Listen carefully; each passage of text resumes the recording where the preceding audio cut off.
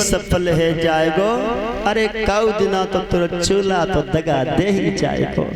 संसार में आए हो तब तक हमें शुभ कर्म करना चाहिए शुभ गति के लिए, जो हमें अच्छी गति प्राप्त हो। ईशान विद्या तपोन दानम गुणोन धर्मा तिंजितान लोकान भूभार मृगाचरंती। जिस इंसान के अंदर ये विद्या बल बुद्धि विवेक नहीं होता है तो ऐसे जीव को मानव होने का कोई कर्तव्य प्राप्त नहीं होता है। वो इंसान से बढ़िया तो पशु है, जो पशु अपने मालिक की डांट फटकार से मान जाता है। और कथा सुनने के बाद भी इंसान के जीवन में हृदय में परिवर्तन नहीं हो तो ईशान विद्या तपोन दानम गुणोन धर्मा, जिसके अंदर यश विद्या बल बुद्धि विवेक और धर्म की जागरूकता नहीं जगे तो वो मानव मानव नहीं है, वो सबसे बड़ा दानव है।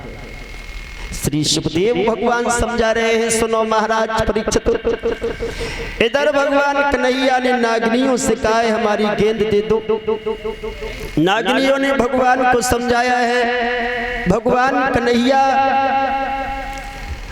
जब नहीं मानते हैं तो प्रमाण यहाँ तक मिला, ये कथा भी आप सुन चुके हैं, मैं अति संक्षेप में बता रहा हूँ। भगवान ने कालिया नाग की पूंछ पर अपना पैर रख दिया।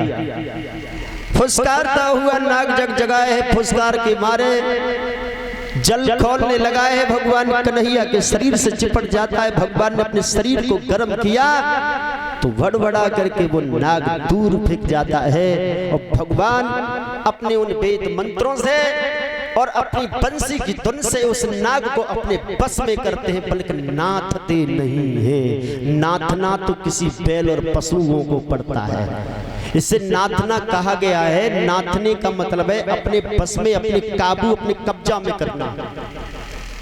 किसी मूर्ख इंसान को चतुर इंसान अपनी बातों में फुसला करके, खिला के पिला के, उसकी बात को सहमत रख करके उसे अपने बस में कर लेता है। इसी तरीका से भगवान कन्हैया ने जहरीले नाग को अपनी बंसी की धुन बजा बजा करके अपने मंत्रों के द्वारा अपने काबू में कर लिया। अब भगवान के पीछे वो दीवाना हुआ। यहाँ तक हुआ कि भगवान बंसी बजाते तो फन पटक पटक करके जमीन पर मारता है, मुंह से लहू गिरने लगा। तो नागनियां दोनों हाथ जोड़ करके कहने लगी हैं, नाथ मैं तामसी जीव है, तुम्हारी महिमा को नहीं समझ सकती हूँ, हमारे पति को छोड़ दीजिएगा। तो भगवान कन्हैया ने कहा हमें नील कमल के 2 छपरियां पुष्प चाहिए और हमारी गेंद हमें दे दो। और अपने नाग से कहो हमें छोड़ करके आए, और छोड़ने के बाद एक वचन तुम्हें देना होगा। इस काली देह को छोड़ करके तुम अपने रमणक द्वीप के लिए चले जाओ।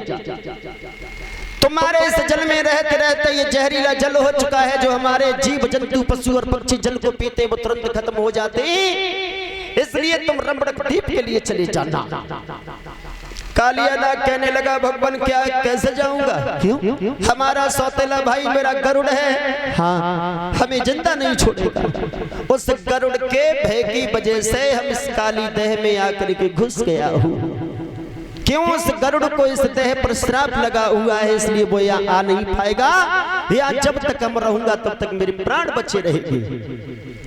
भगवान कन्हैया ने कहा तुम्हारे फन पर हमारे पग चिन्ह नहीं, और जब गरुड़ तुम्हें देखेगा तो हमला नहीं करेगा।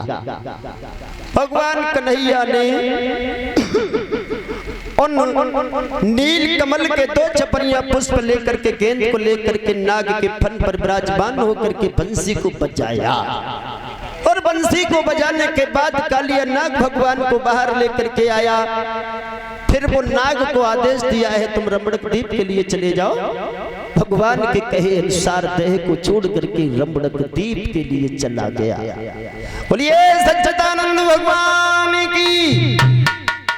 फिर कमल के पुष्प समय से पहुंचा दिए गए कंस के दरबार में। कंस बड़ा भयभीत होने लगा, अब क्या होगा? अब जो काम करवाते हैं वो सब कर देता है कन्हैया, मेरा काल अब कैसे मरेगा? बड़े विचार आ रहे हैं, क्या करें?